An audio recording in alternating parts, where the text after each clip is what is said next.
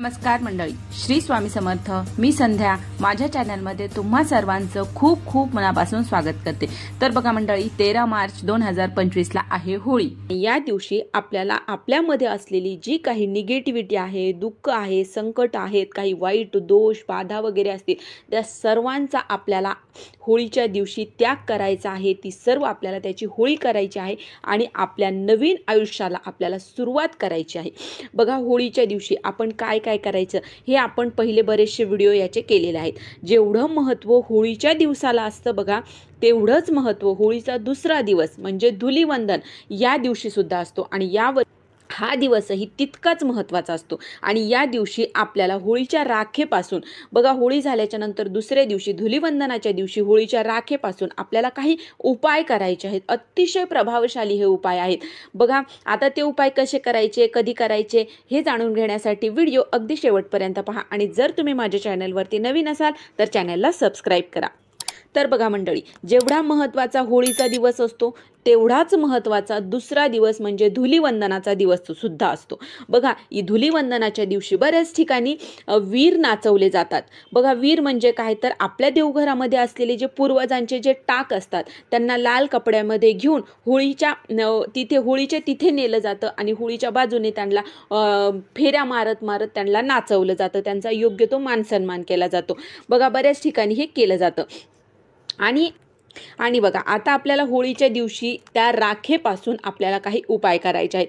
बघा, जेवढी महत्त्वाची होळी असते तेवढीच महत्त्वाची ती राख सुद्धा असते.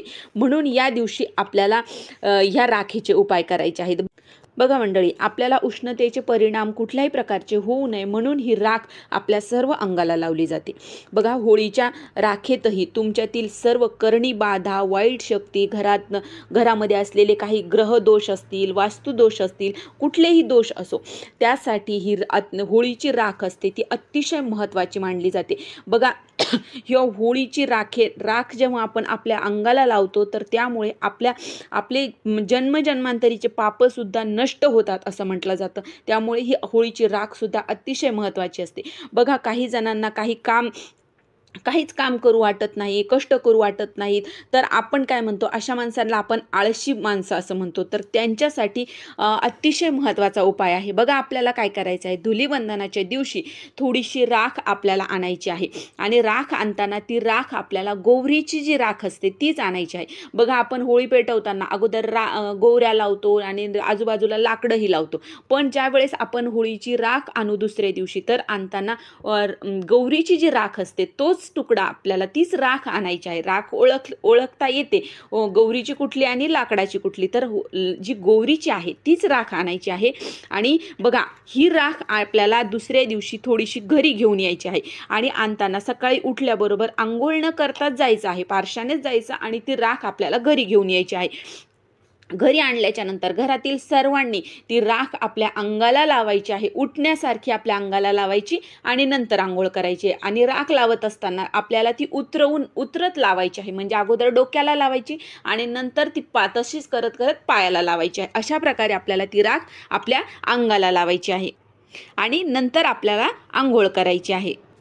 याने काय होतं ना, आपल्यातील जी काही नकारात्मकता आहे, जो काही आपल्यामध्ये आळशीपणा भरलेला आहे किंवा मुलांना अभ्यास करू असं वाटत नाही, काहींना कष्ट करावेसे वाटत नाहीत, तर त्याचबरोबर आपल्यामध्ये काही जर वाईट बाधा बाधलेली असेल किंवा आजारपण आहे अशांनी, तर ज्यांचं बघा सर्व चांगलं आहे त्यांनी सुद्धा आणि अशांनी सुद्धा सर्वांनी ही राख आपल्या अंगाला लावायची आहे उठण्यासारखी आणि आंघोळ करायची आहे. त्यानंतर अतिशय प्रभावशाली उपाय, बघा, जर आपल्या घरामध्ये सतत काही ना काहीतरी आपल्याला असं वाटतंय की वाईट शक्ती आहे किंवा खूप निगेटिव्हिटी आपल्या घरामध्ये आहे, तर आपल्याला काय करायचं आहे, थोडंसं आपल्याला छोटासा कपडा घ्यायचा आहे, कुठलाही घेऊ शकता. कपडा घ्यायचा, त्यामध्ये थोडीशी राख टाकायची आहे आणि घरात थोडंसं खडेमीठ असतं तर खडेमीठ त्यामध्ये टाकायचं आहे, थोडीशी पिवळी मोहरी आपल्याला त्यामध्ये टाकायची आहे आणि हे सर्व आपल्याला त्या वस्त्रामध्ये बांधायचं आणि आपल्या घरामध्ये कुठेही आपल्याला ते ठेवून द्यायचं आहे. असं नाही की याच ठिकाणी ठेवा, तुम्हाला जिथे जिथे वाटेल लेफ्टवर वगैरे कुठल्याही कोपऱ्यामध्ये सुद्धा तुम्ही ती राख ते जी पोटली आहे ती ठेवू शकता. याने काय होतं ना, आपल्या घरामध्ये असलेली जी काही नकारात्मकता आहे ती सर्व निघून जाते. घरातील आजारपण, वास्तुदोष, ग्रहदोष हे सर्व निघून जातात आणि घरामध्ये एक सकारात्मक ऊर्जा येत असते आणि घरामध्ये कधीही कुठल्याही प्रकारची नकारात्मकता सुद्धा प्रवेश करत नाही. त्याचबरोबर थोडी थोडी राख आपल्या घरातील सर्व कोपऱ्यांमध्ये सुद्धा टाकायचे. बघा, अतिशय प्रभावशाली हे उपाय आहेत. नक्की तुम्ही करून बघा, तुम्हाला याचा फायदा नक्की होणार आहे. बघा, जेवढं महत्त्व या होळीला असतं तेवढंच महत्त्व होळीमध्ये असलेल्या राखेला सुद्धा असतं. वर्षभर कुणी ही थोडीशी राख आपल्या घरामध्ये ठेवतात. जेव्हा कधी आपल्याला असं वाटतं की खूप आळस आलेला आहे, काहीच करावंसं वाटत नाहीये, तर त्यावेळेस सुद्धा तुम्ही ही राख आपल्या अंगाला लावू शकता आणि अंघोळ करू शकता. तर अतिशय प्रभावी आहे. नक्की तुम्ही एकदा करून बघा, तुम्हाला याचा फायदा नक्की होणार आहे. तर ही छोटीशी माहिती होती होळीच्या राखेविषयी, जी मला तुमच्यापर्यंत पोहोचवायची होती. जर तुम्हाला हा व्हिडिओ आवडला असेल तर व्हिडिओला लाईक करा, जास्तीत जास्त लोकांपर्यंत हा व्हिडिओ शेअर करा आणि माझ्या चॅनलला सबस्क्राईब करा. श्री स्वामी समर्थ.